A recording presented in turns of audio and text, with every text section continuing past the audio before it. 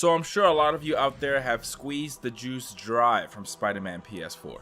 You've gotten all the secret photo ops, you got the ESU suit, you 100% of the game, you got the platinum. And seriously, is this like the fastest worldwide platinum everyone has gotten? And now you're thinking, sequel, I want it now, Insomniac. I know you've poured your heart and soul into this game, and now it's time to do it all over again. No, but in all seriousness, the game was amazing and Insomniac deserves a well-earned rest, but seriously, get to it. But I thought it'd be fun to speculate or brainstorm about what possible new features we can see in the next game. So without further ado, here are 5 things that I want to see in Spider-Man PS4 2. I refuse to call it Marvel Spider-Man, it's just such a boring title. That's the first request, call it Spider-Man PS42. By the way, these are not in any particular order. It's not top 5 or anything, just 5 things. But anyway, the first thing I want to see is more swing tricks. I was actually really surprised to see that Spider-Man PS4 had this feature. I had no idea. I thought it was just you swing around and occasionally you'll do a different animation with each swing. I didn't know that there were going to be some dedicated buttons pulling off tricks manually. It reminded me of the tricks that you can pull off in Spider-Man PS2. You know, when you... Did I really just call it Spider-Man PS2? Spider-Man 2. Yeah, it reminded me of the tricks you can pull off in Spider-Man 2 when you tap the X button. And you can hold it to kind of do like a slow-mo move. But it was kind of annoying with Spider-Man PS4 to see that the left and right analog stick air trick is like the same move, just in a different direction. I think one of those directions could have just been dedicated to a whole other trick on its own. It was also a nice touch to see that you actually get a small amount of experience for pulling off these tricks. It's cool that you're rewarded for traversing the city in style. It gives you that feeling of like a Tony Hawk's Pro Skater or Skate 2 or something like that. But with that being said, I do still want there to be more tricks. I think the amount of tricks in Spider-Man PS4 were very limited. So maybe having them incorporated into the parkouring when you're parkouring on rooftops or wall running.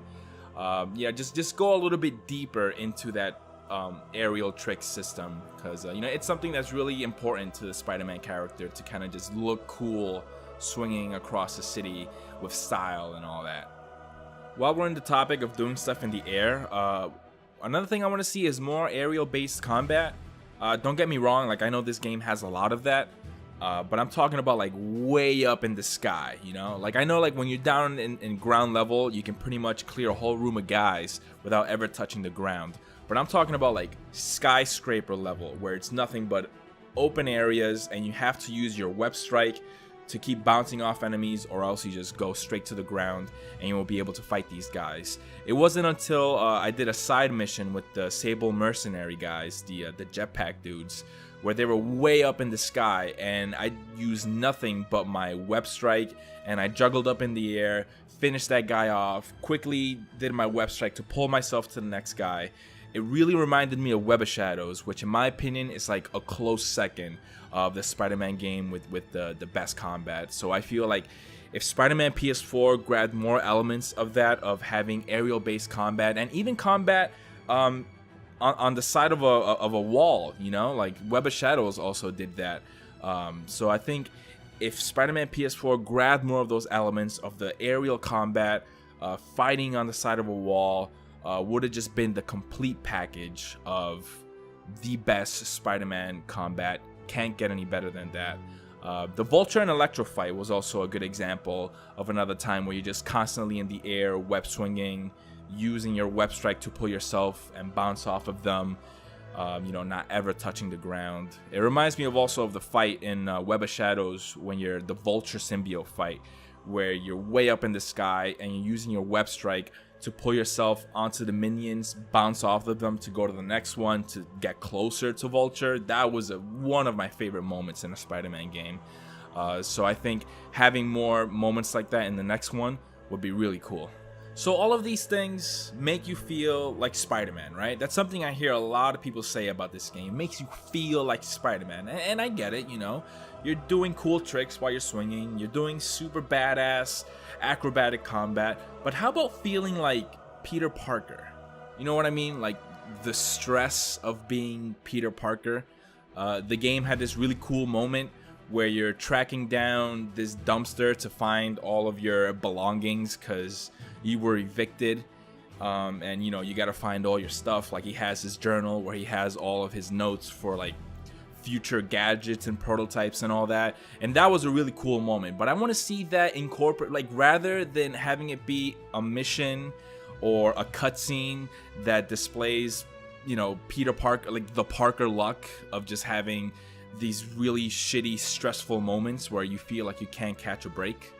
I want to see that, but displayed through like a gameplay mechanic, you know, like, yeah, you can easily convey Peter Parker's shitty life through a cutscene, but I want to feel that stress of like, fuck, I don't know what to do. There's been some Spider-Man games in the past that kind of done this. Spider-Man 2, early on in the game where you're swinging, you're trying to make it to class, but then a crime goes off. It's linear in a way, like you don't actually have a choice of to do the crime or go to class. Like obviously the Peter Parker choice would be to do the crime, but I don't know, like I feel like having the player make that decision would kind of give you that feeling of like, man, like this is tough. This is what it is to be Spider-Man and Peter Parker. Like I can't find a middle ground between my personal life and my superhero life. I think another really cool mechanic, it might get a little weird here, but hear me out, but having like money in the game would also kind of be interesting, kind of, you know, like Grand Theft Auto style, having a really limited amount of money, and you know, you have to either pay a bill or go out on a date, you know, like it kind of affects your relationship with your friends. Like GTA had something like that, GTA 4 specifically, where people will hit you up and they would, you know, they want to hang out, but you deny them, and it kind of affects your relationship with that person. I think having something like that in a Spider-Man game would give you that feeling of feeling like Peter Parker, where you're letting people down, where you don't have money to pay off everything, to hang out with your friends, keep up with your social life, but also, you know, keep up with your personal bills and all of that. That, you know, that's a really huge part of being Spider-Man and Peter Parker. I've never played Persona 5, but I hear that game has something similar like that, where you have to make these choices of like, do I want to hang out with this friend, or do I want to go home and do my homework? Yeah, so I think that's really Peter Parker like. And maybe with the sequel, it would be too late. I think maybe the time to do that would have been in this first game, because I think the game is kind of going in a different direction with Peter Parker for the next game. But I don't know. I thought it's a weird one, but an interesting one, in my opinion.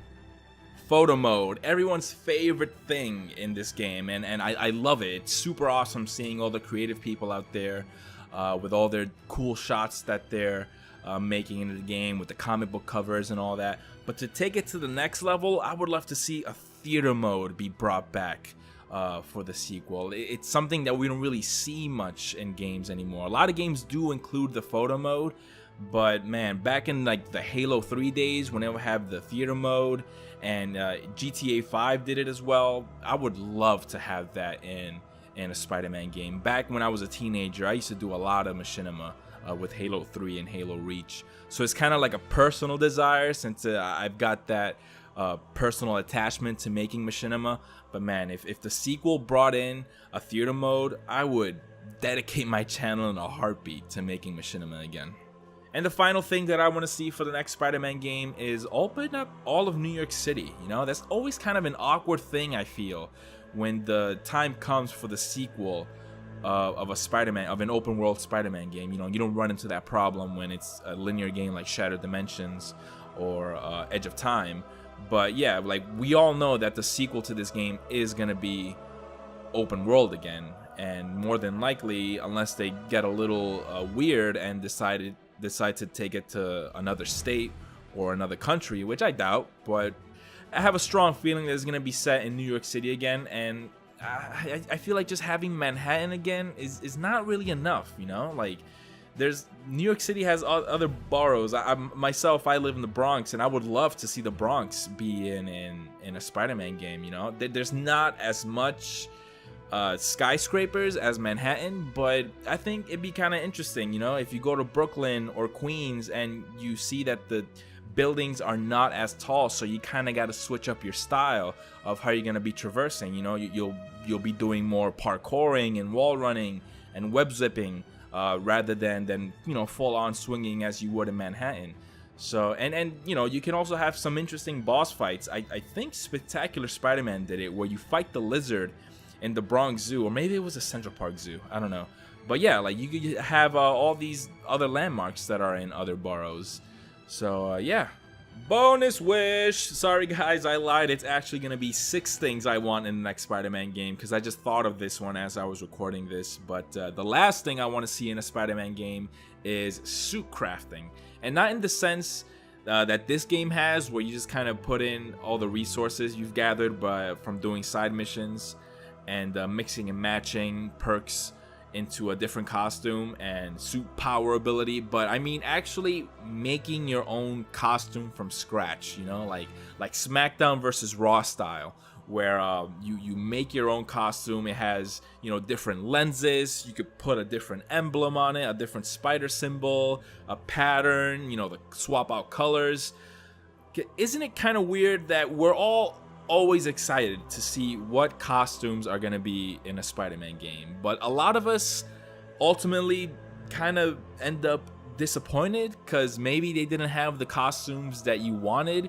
So I think a great way to fix that problem is to just give you the opportunity to make your own costume. You know, like you can have the pieces from previous Spider-Man costumes, so you can make, you know, the Ben Reilly costume if you wanted, but you know, having those pieces out there for you, and you pick, oh, I want this lens, and I want this color, this Spider-Man symbol, this texture, and you can make any costume you want, or costumes that already exist.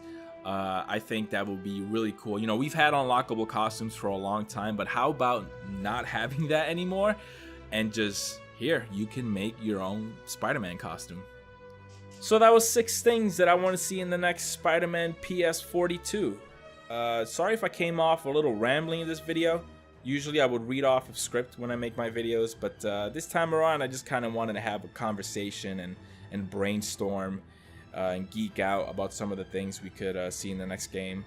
Let me know what you want to see in the next Spider-Man game. Let me know what you think of the stuff that I came up with. Am I stupid for these? What? Fucking keep it to yourself. Just kidding. Anyway, guys, thanks for watching, and I'll see you next time.